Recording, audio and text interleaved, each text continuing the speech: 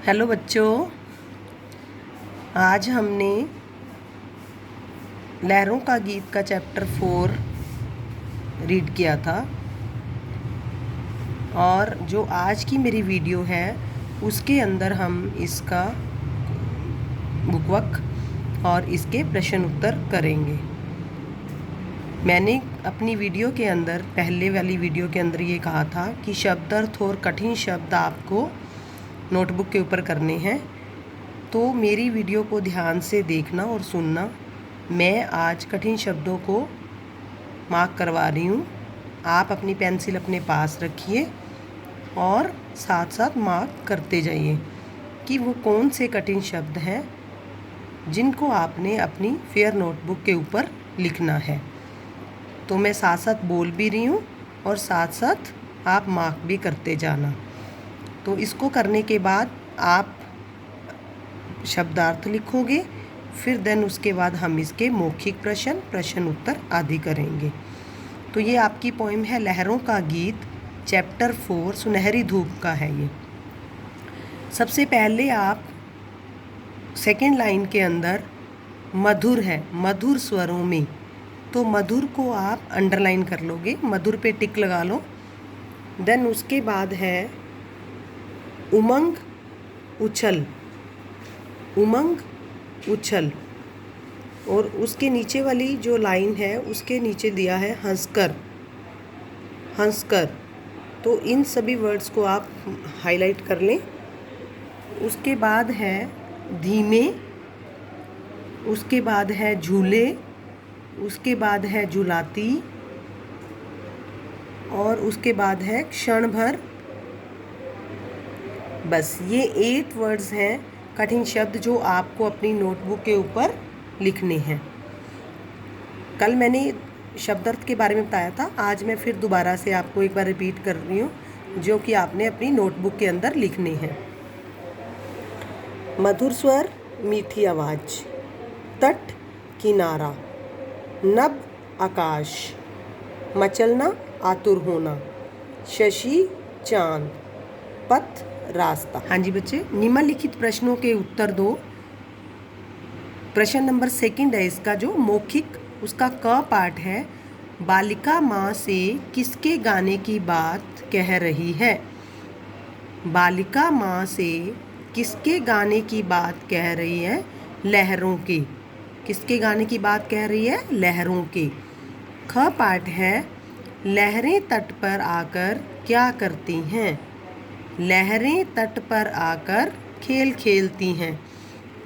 लहरें तट पर आकर खेल खेलती हैं। लहरें नभ से किसे उतार लाई हैं और क्यों? लहरें नभ से किसे उतार लाई हैं और क्यों? लहरें नभ से शशि को उतार लाई हैं। शशि किसे कहते हैं? चंद्रमा को। और किसके लिए उतार के लाई हैं? क्यों का आंसर क्या आएगा? खेलने के लिए। लहरों ने क्या सीखा है? आगे बढ़ना। लहरों ने क्या सीखा है? आगे बढ़ना। हाँ जी बच्चे, ये मौखिक प्रश्नों के उत्तर थे, 1 वर्ड के आंसर्स हैं। आप इसको बुक पर ही लिख लेना पेंसिल से। आगे है लिखित प्रश्न। लिखित प्रश्न के अंदर सबसे पहला प्रश्न है क पार्ट, लहरें कैसे स्वरों में गीत सुना रही हैं? लहरें कैसे स्वरों में, किसने पूछा? उन्होंने कैसे स्वरों में पूछा है, तो हम उसका आंसर देंगे लहरें मधुर स्वरों में गीत सुना रही हैं। लहरें मधुर स्वरों में गीत सुना रही हैं। ख क्वेश्चन है इसका, बालिका ने लहरों को क्या करते देखा? बालिका ने लहरों को क्या करते देखा? तो बालिकों ने लहरों को क्या करते देखा था? मचलते हुए। जैसे वो मचलती थी वैसे उसने देखा कि लहरें भी वैसे ही मचलती हैं। बालिका ने लहरों को मचलते हुए देखा। लहरें चंद्रमा के साथ कैसे खेल रही हैं? लहरें चंद्रमा के साथ कैसे खेल रही हैं? इसका आंसर आएगा लहरें चंद्रमा के साथ झूला झूला कर खेल रही हैं। उनको ऐसे लगता है झूला झूला कर खेल रही हैं। लहरें हंस हंस कर क्या कहती हैं? लहरें हंस हंस कर कहती हैं कि अपने जीवन पथ पर आगे बढ़ते रहो। लहरें हंस हंस कर कहती हैं कि जीवन पथ पर आगे बढ़ते रहो। अड़ा पाठ है, जीवन में बिना रुके आगे बढ़ना क्यों जरूरी है? जीवन में बिना रुके आगे बढ़ना क्यों जरूरी है? जीवन में बिना रुके आगे बढ़ना जरूरी है क्योंकि अपने उद्देश्य की ओर निरंतर अग्रसर रहते हैं। क्योंकि हम अपने उद्देश्य की ओर निरंतर अग्रसर रहते हैं और सफलता को प्राप्त करते हैं या अपनी मंजिल तक पहुंचते हैं। जो ये लास्ट क्वेश्चन है ये अपने आप से बनाना है भी, ये हमारे लिए क्यों ज़रूरी है कि हम जीवन में बिना रुके आगे बढ़ते ही जाएं। आगे है बच्चे, भाषा को समझें। इसके अंदर जो फर्स्ट टॉपिक है भाषा का वो है वर्ण विच्छेद करो। वर्ण विच्छेद हमने पीछे जो आपका एक चैप्टर था उसके अंदर भी किया था, बहुत इजी है। वर्ण विचार के अंदर भी मैंने आपको बताया था कि वर्णों को अलग करना ही वर्ण विच्छेद है। वर्णों को अलग अलग लिखना ही वर्ण विच्छेद है। और वर्ण क्या है? स्वर और व्यंजन, दोनों को अलग अलग करना है। स्वर तो स्वतंत्र है लेकिन व्यंजन स्वतंत्र नहीं है, व्यंजन स्वरों के साथ पड़े हैं। तो जब हम व्यंजन को अलग करेंगे तो साथ में हमें स्वर भी अलग करने होंगे। जैसे इसमें हमने पहले किया है मधुर, इन्होंने कर ही रखा है मधुर, म हलन प्लस अ, ध हल प्लस उ प्लस र हल प्लस अ।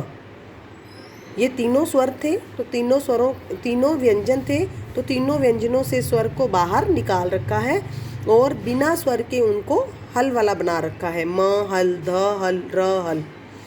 ऐसे ही मैं ख पाठ करूँगी उमंग।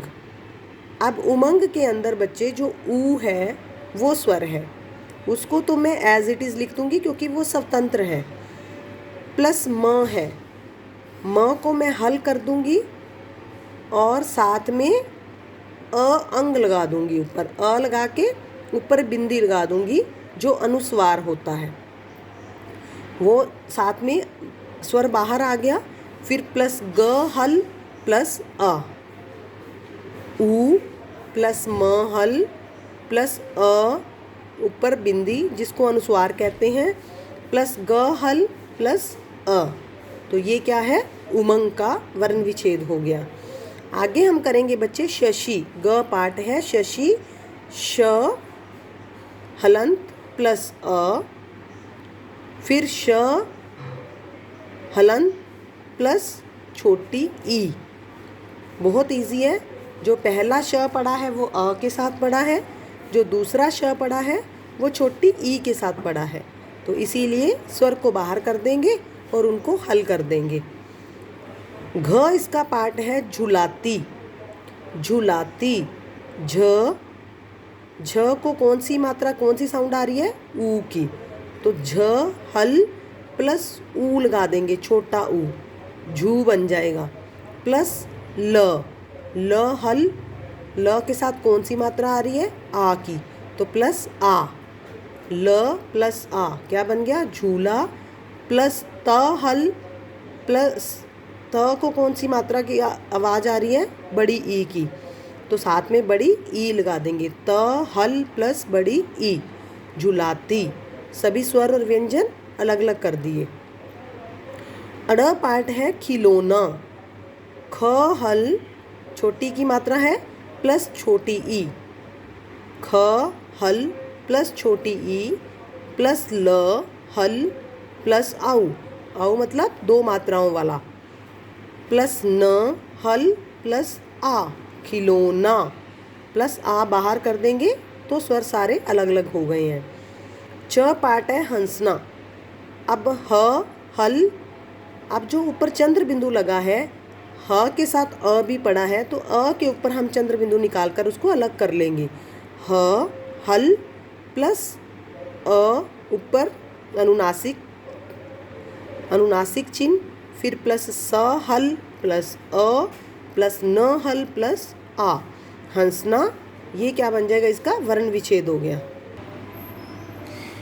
हाँ जी बच्चे, आपका भाषा और व्याकरण का सेकंड टॉपिक है लिखते समय भावों और विचारों की अभिव्यक्ति को स्पष्ट करने, भाषा की गति, प्रवाह और विराम को व्यक्त करने के लिए विराम चिन्हों का प्रयोग होता है। आओ कुछ विराम चिन्हों के बारे में जानें।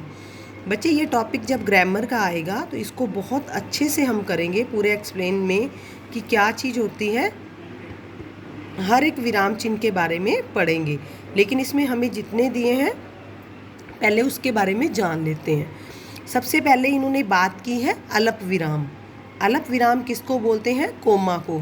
इंग्लिश में इसको कोमा बोलते हैं, हिंदी में इसको अल्प विराम बोलते हैं। वाक्य में जब हमें थोड़ी देर के लिए रुकना होता है या किसी भी चीज़ को अलग अलग दिखाना होता है तो उसके लिए हम अल्प विराम लगाते हैं। जैसे मैंने रंगों के नाम लिखने हैं तो मैं रंगों के नाम एक ही लाइन में लिखूंगी, लाल कोमा पीला कोमा हरा कोमा नीला, इस तरीके से। और अगर मैंने नाम लिखने हैं किसी के, राम श्याम सीता गीता, तो मैं लिखूंगी राम कोमा श्याम कोमा गीता। किसी फ्रूट्स के नेम लिखने हैं, कुछ भी है, ये छोटे छोटे वर्ड्स हैं जिनके अंदर मुझे अल्प विराम लगाते जाना है। तो थोड़ी देर के लिए रुकने के लिए हमें अल्प विराम की ज़रूरत पड़ती है। जैसे इन्होंने भी दिया है, हमें छल दम कोमा द्वेष कोमा पाखंड व झूठ से बचना चाहिए। नेक्स्ट इसका जो है विराम चिन्ह वो है पूर्ण विराम। पूर्ण विराम का मतलब होता है पूर्ण। जब हमारा वाक्य पूरा हो जाता है तब हम पूर्ण विराम का चिन्ह लगाते हैं, जब हमें लगता है कि हमारा वाक्य पूरा है। जवाहरलाल नेहरू भारत के पहले प्रधानमंत्री थे। अब मेरा ये वाक्य कंप्लीट है तो मैं इसके पीछे पूर्ण विराम लगा दूंगी। पूर्ण विराम का क्या होता है? एक डंडी होती है। तीसरा है इसका प्रश्नवाचक। प्रश्नवाचक चिन्ह क्वेश्चन मार्क होता है। इसमें प्रश्न पूछा जाता है। जब भी कोई प्रश्न पूछा जाए, तुम क्या, कैसे, क्यों, कहाँ, तो ये वाले क्वेश्चंस बनते हैं तो इनके पीछे हम प्रश्नवाचक चिन्ह लगाते हैं। तुम कहाँ जा रहे हो, तुम क्या खा रहे हो, तुम कैसे हो, इस तरीके से क्वेश्चंस आते हैं। नेक्स्ट इसका जो विराम चिन्ह है वो है विस्मयादि बोधक चिन्ह। विस्मयादि बोधक चिन्ह होता है हैरानी के लिए, घृणा के लिए, शोक के लिए, खुशी के लिए, किसी को संबोधन के लिए, इसके लिए विस्मयादि बोधक चिन्ह यूज़ किए जाते हैं, प्रयोग में लाए जाते हैं। जैसे कि अरे तुम आ गए, अरे किसके लिए हो गया? संबोधन हो गया। अरे तुम आ गए, तो अरे के बाद हम विस्मयादि बोधक चिन्ह लगाएंगे और देन उसके बाद अपना वाक्य कंप्लीट करके पीछे पूर्ण विराम लगा देंगे कि हमारा वाक्य कंप्लीट हो गया है। अब आपकी एक्सरसाइज के अंदर कुछ एक वाक्य ऐसे दिए गए हैं जिनको विराम चिन्ह लगाकर पूरा करना है और उनको पुनः लिखना है। पुनः का मतलब उन्हें दोबारा लिखना है। सबसे पहले इसका क पार्ट है माँ ये लहरें भी गाती हैं। माँ का मतलब हम उसको संबोधन कर रहे हैं माँ को, तो इसके बाद विस्मयादि बोधक चिन्ह, ये लहरें भी गाती हैं, यहाँ हमारा वाक्य पूरा हो गया। तो इसके बाद पूर्ण विराम चिन्ह। ख पार्ट लहरों ने आगे बढ़ना सीखा है। इसके अंदर हमें और कुछ नहीं करना है, सिर्फ एक सिंपल वाक्य है तो हम इसके पीछे पूर्ण विराम लगा देंगे। तीसरा है लहरें क्या कहना चाहती हैं। अब क्या आ गया बीच में? मैंने आपको पहले भी बताया है कि क्या, क्यों, कैसे, कहाँ, ये जो क्वेश्चंस हैं तो इनके पीछे हमेशा से ही प्रश्नवाचक चिन्ह लगता है। तो यहाँ आ गया लहरें क्या कहना चाहती हैं, तो इसके पीछे कोई प्रश्नवाचक चिन्ह लगा देंगे। घ पार्ट है निराला, दिनकर, बच्चन आदि श्रेष्ठ कवि हैं। अब इन कवियों के नाम दिए हैं, इनके छोटे छोटे निक नेम दे दिए हैं, निराला कोमा दिनकर कोमा बच्चन, तीनों अलग अलग हैं। तो तीनों का अलग अलग होने के कारण इन तीनों में हम कौन सा विराम चिन्ह यूज़ करेंगे? अल्प विराम का। निराला कोमा दिनकर और बच्चन। आगे है अड़ पार्ट, वाह मज़ा आ गया। तो ये क्या है? खुशी का है। तो इसके लिए हम वाह के बाद विस्मयादि बोधक चिन्ह लगाएंगे, मज़ा आ गया पूर्ण विराम चिन्ह लगाएंगे, हमारा वाक्य कंप्लीट हो गया है।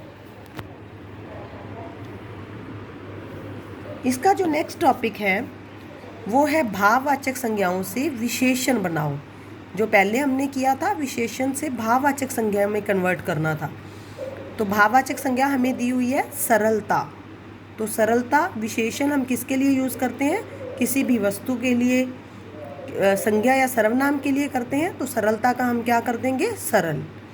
मिठास का मीठा, कुशलता का कुशल, अच्छाई का अच्छा, उत्सुकता का उत्सुक, मुक्ति का मुक्त। तो इस तरीके से हम अपनी भाववाचक संज्ञाओं को विशेषण में चेंज कर देंगे। कल्पना के पंख के अंदर इसमें एक छोटा सा टॉपिक दिया है जो कि आपने अपने अकॉर्डिंग लिखना है। मेरी माँ पर एक कविता लिखो। ये अपने आप से लिखोगे कि आप अपनी माँ के लिए क्या चीज़ें सोचते हो और कैसा सोचते हो। तो इस तरीके से आप अपनी फीलिंग्स लिखोगे इसके अंदर और छोटी सी बहुत सुंदर कविता बनाकर इन लाइंस में सुंदर सुंदर राइटिंग के अंदर लिखोगे और मुझे सेंड करोगे कि आपने अपनी फीलिंग्स, अपनी थिंकिंग इसमें कैसे लिखी है। नेक्स्ट जो आपका क्वेश्चन है, सोचो और समझो। इस कविता से हमें क्या शिक्षा मिलती है? इस कविता से हमें निरंतर आगे बढ़ने की शिक्षा मिलती है और हम घबराएं नहीं। कभी भी किसी मुश्किल समय हमें घबराना नहीं चाहिए, निरंतर आगे बढ़ते रहना चाहिए, क्योंकि जब हम निरंतर आगे बढ़ेंगे कभी ना कभी तो हमें सफलता मिलेगी ही। तो इस कविता से हमें ये शिक्षा मिलती है। आप अपने अकॉर्डिंग भी इसको लिख सकते हो।